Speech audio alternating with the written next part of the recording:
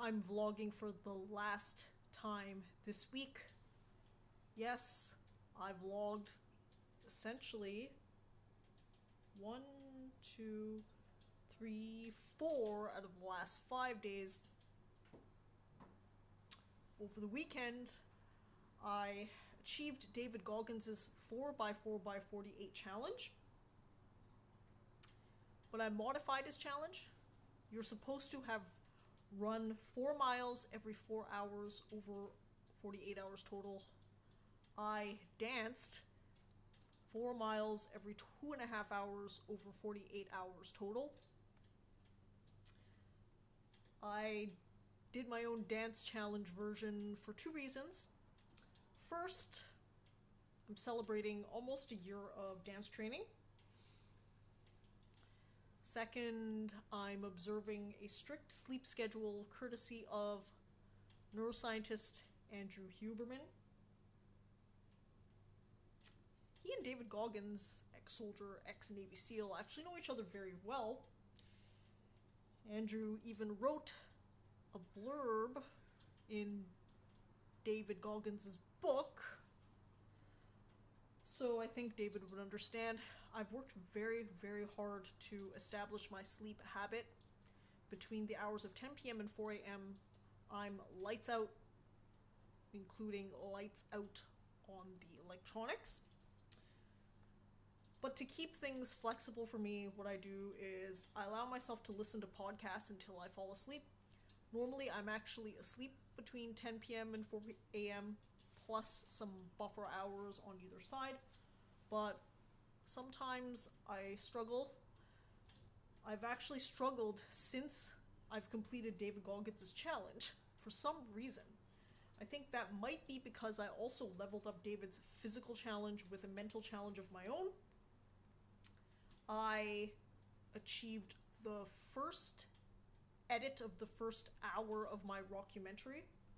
Since then, for some reason, the creative beast has taken over, and I'm actually well into the second edit of the first hour of my rockumentary. So, I've explained before that my creative muse beast likes to flow whenever she feels like flowing. I've even sometimes described my creativity like it's a different person, and I largely feel as such because I try my best to let it do what it wants to do. I've gone through several phases of trying to control it, and whenever I try to control it, I fail. So what I do is now I just basically leverage on that feeling. When I'm feeling in the flow, I try to accomplish as much work as possible. I'm compacting and rushing and trying to fit all the progress I can within a creative time frame, because who knows when it'll end. The creative flow really ramped up as I was pairing the mental and physical challenge over the weekend. And it's continued. So I'm just gonna ride that wave until its inevitable demise. But I'm happy because I've actually accomplished a lot. And I do have Goggins to thank for that. Sometimes you just need some sort of spark. Goggins is one of several ex-soldiers that I follow, and I think he's actually at least the most inspirational to me. The funny thing is that he actually has somewhat of a strained reputation amongst his ex-soldier community, but that's largely whatever. Maybe that's why I identify with him the most.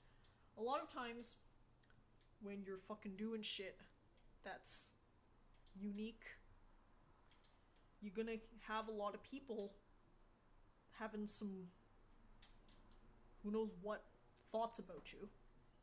As long as you think you're doing the right thing for you and what you want to achieve, then that's the right thing. David Goggins has even brought an entire community of people along. People, normal people, as in outside of the soldier community. So I think he's done what he needs to do, and at least I can thank him for my personal achievement this weekend.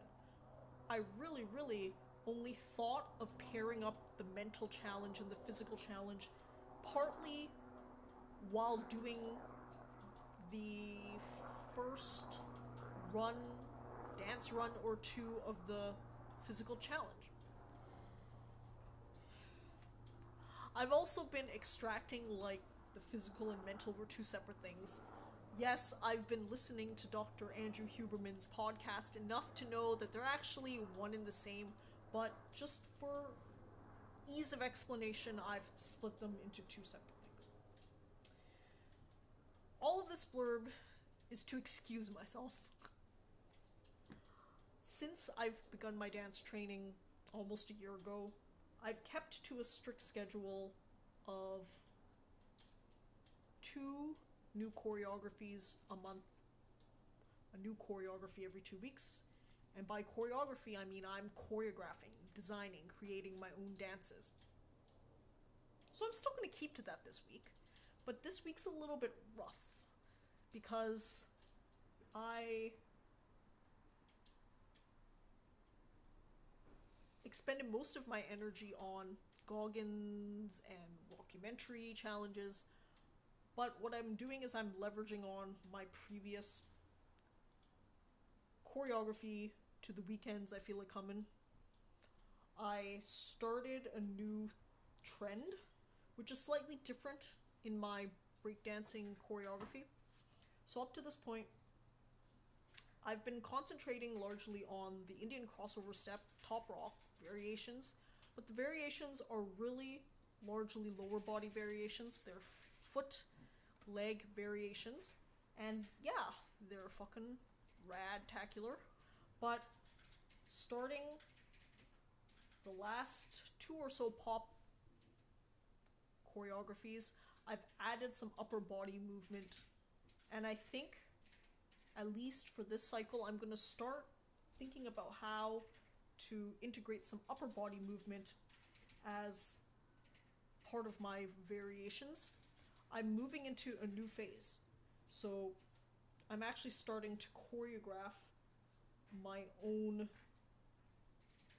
top rock variations. So before, what I was doing was I was largely learning the variations from B-Boy Met It Rock. So shout outs to B-Boy Met It Rock, because many of the variations, at least the bass variations, I learned from him. I think I've linked his videos in my Breaking Badass, so there you go. But the last top rock choreography, I started actually making up my own variations, and that's a natural progression.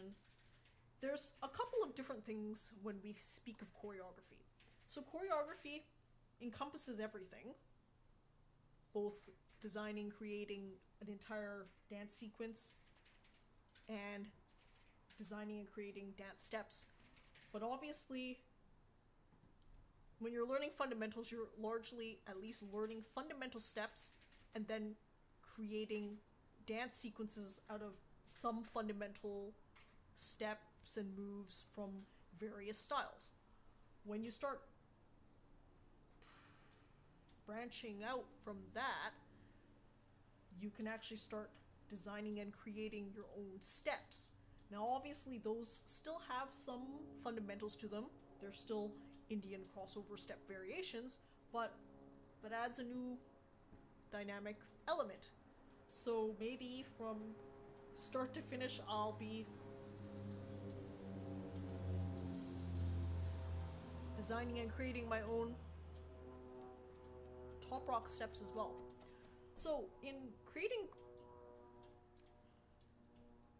choreography for pop, I've actually, what I would call, invented many of my own hand movements, but hand movements are much easier because it's largely like painting with your body. You use your hands all the time to be expressive, So to me, it's a natural leverage.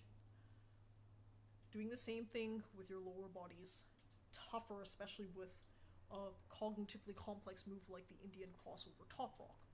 So, do I want to first explain what I'm doing and then do it to music? In my last pop choreography, I added threads into my breaking, and I've been experimenting around with threads, so the step that I invented just today actually integrates threads and yoga poses and all that, but I highly doubt I can do it to music yet. It's really a lot of stuff, or at least I can do it to very slow music. So maybe I'll play a song. I'll practice the step a couple times first.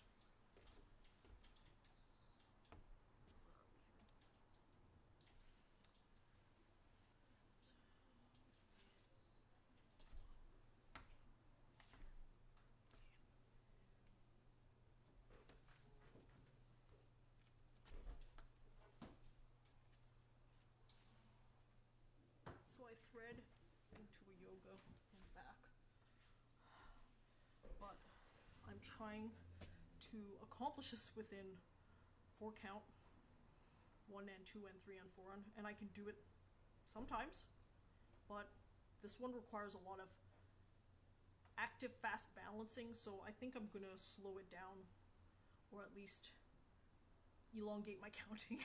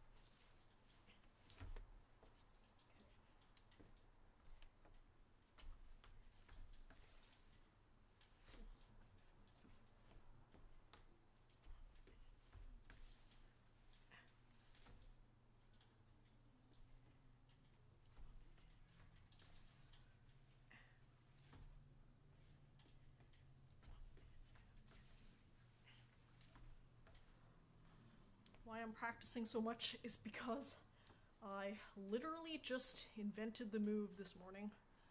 I performed it a couple times just to remind myself of how to do it, and now I'm doing some of the practice. This is a good callback to the Goggins challenge. What I did was I shuffle stepped,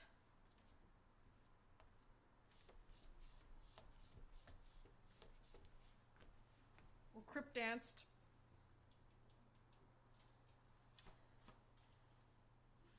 (4,000) times 10 progressions over the weekend. So 40,000 steps. During that, I mentioned that this is fucking repetitive, boring, monotonous, and that's part of the challenge to myself.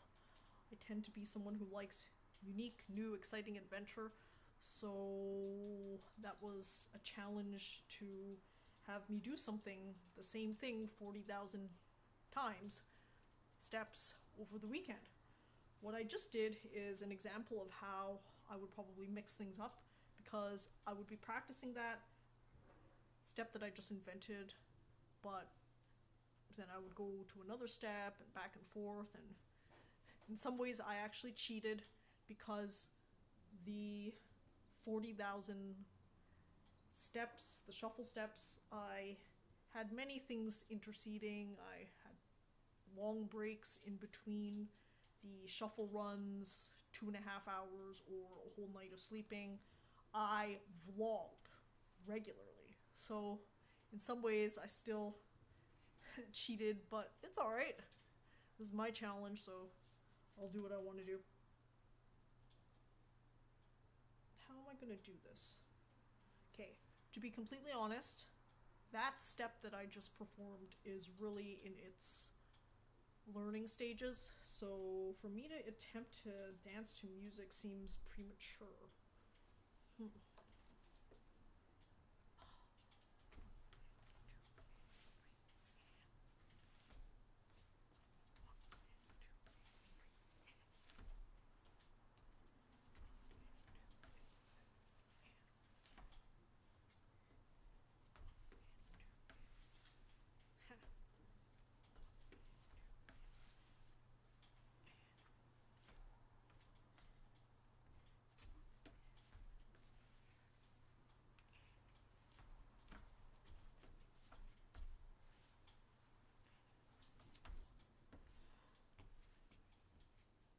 Okay, if I can pick a very, very, very slow song, I might try.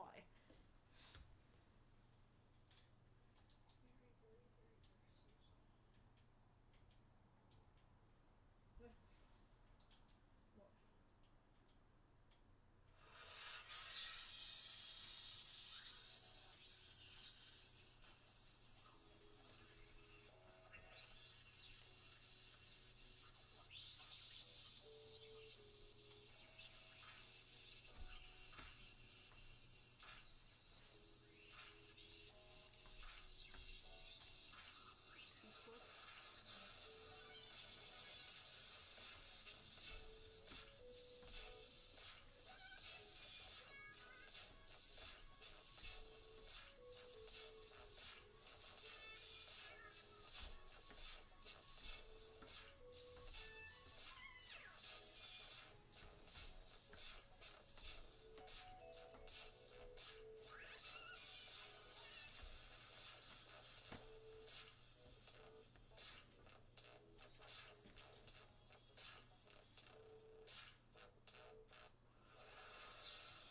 Okay, that's the right song.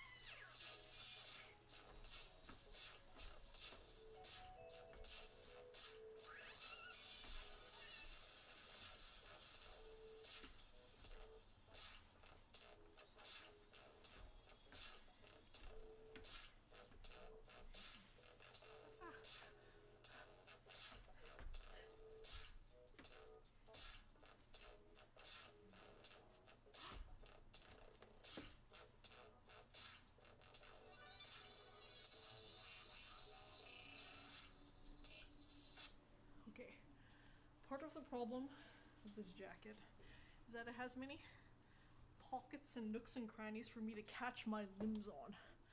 But I also like the freedom to whack in this costume. When I wear some other jackets, the sleeves restrict my motion, so it is what it is. Where's this jacket from? So I'm actually quite happy with how that step has turned out, because it's a lot of fun combining some moves together from yoga. My dance style is actually very yoga influenced. I've added tons of yoga steps into my dancing, mostly because I know how to do them and they're flashy, at least the way I add them into the dance. Obviously, when you do yoga, you slow them down, you hold the poses, or at least I hold poses for at least 30 seconds. But when you dance, the quickness adds a dynamic level and a dynamic element.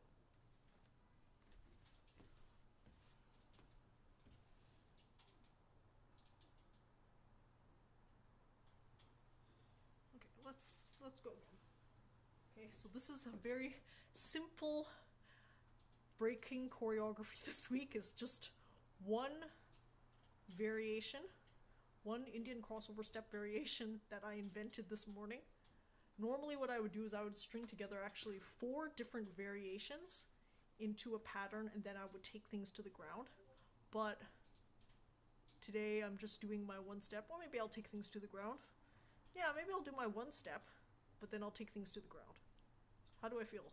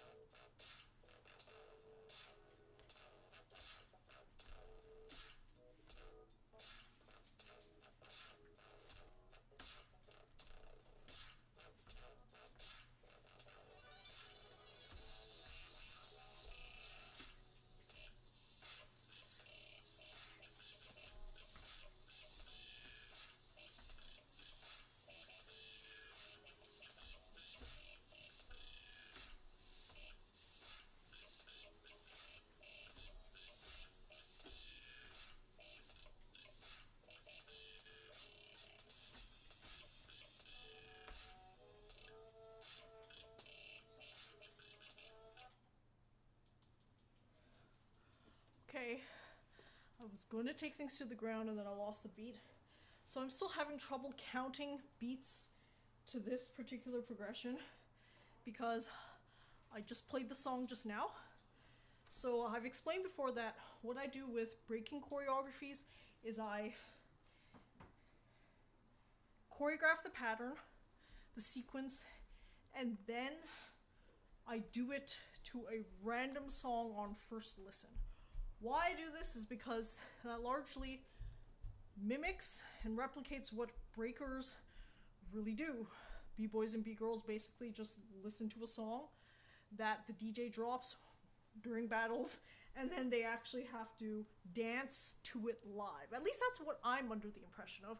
Maybe, just maybe, they actually have the song in advance, but I think that the DJ just drops whatever tunes. That's what I think. Okay, or at least I've been practicing that way. So what I do is I just randomly play songs from the YouTube library, the attribution free library, and I just dance. So sometimes that actually takes me time to sync everything up, because remember, I'm still just really a beginner. So the only reason why I've even been able to do something this complicated within my first year is because I am a musician. So I know how to count beats. But even then, when I was counting beats before as a musician, I was stationary and only using my upper body either on the piano or on the guitar. I've never had to count beats while dynamically moving my body in a cardio-intensive way and in a cognitively complex way. So that's my fancy way of flexing. That's my fancy way of bragging about how smart I am and how much progress I've made this year. But people are used to me. I'm a self-confident person. I like to pat myself on the back all the time. I'm clapping my own cheers. I even joke that when I post anything on social, I'm the first person to like and thumbs up my own stuff. On Facebook and on maybe some other apps, it actually shows that I've liked my own things. Yeah, damn fucking right. I'm the first one to do that because that's what you gotta do. If you are happy with what you're creating and achieving, yeah, of course you're gonna be the first person to blow yourself up. Okay? If you're waiting for other people to okay you and accept you, you're going to be waiting for a long time. Because a lot of times people okay you and accept you so that you'll okay and accept them back. It's some sort of weird Machiavellian exchange. So, fuck that, okay? I'm just doing what I like to do, how I like to do it, and I thumbs up myself because I'm genuinely into the stuff that I do. So my creative aesthetic is I'm creative in a way to entertain myself. That's all I do. If other people happen to like it as well, that's great for them. But my number one creative MO is to create stuff that I like, that entertains me. But sometimes I'll even just create whatever the art wants itself to be. But in any case, whatever I do has got nothing to do with the audience at all. It is just its own thing that lives and breathes on its own. So, okay, one more time. Will I take it to the ground? Maybe. But at the very least, I have some of my new step that I just invented this morning.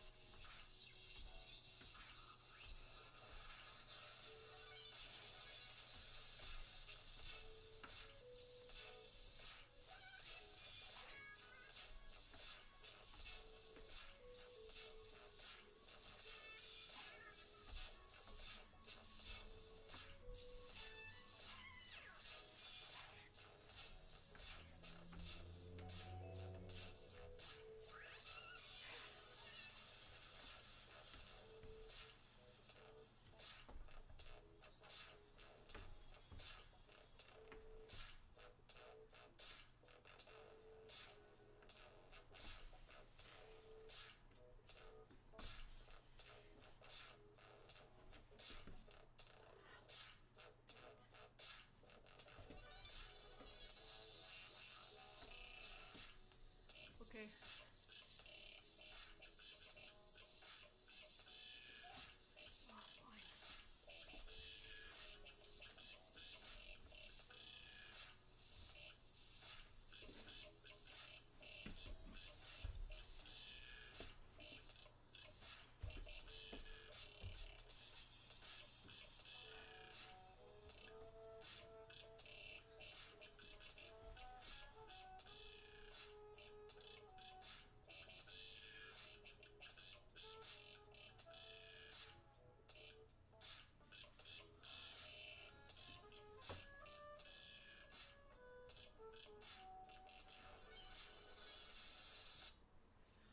Okay, I think I would have actually gone down a lot more, but my wrist impeded my go down. Okay, so I've been militant about the watch. I'm keeping it on because it counts steps, and I aim for 10,000 steps a day. I've explained before that the Goggins challenge over the weekend doubled my output and then some, because I doubled my output per 30-minute time slot, and then I added an extra 30-minute time slot. So it is what it is. But since I'm doing this, I keep it on even though sometimes it impedes me, especially when I do the floor work, when I'm bending on the wrist. This thing, if it's in the wrong position, it just knots up against my wrist. Maybe I should move it somewhere else. It's actually maybe a good idea. What if I put it on my ankle? I think that would be better. Well, in any case, that's why I keep it on. Okay, I think I'm good for this weekend and this week. I've done my fair share, much more than enough, and now I'm gonna take a long extended rest. 1 full week before I vlog again.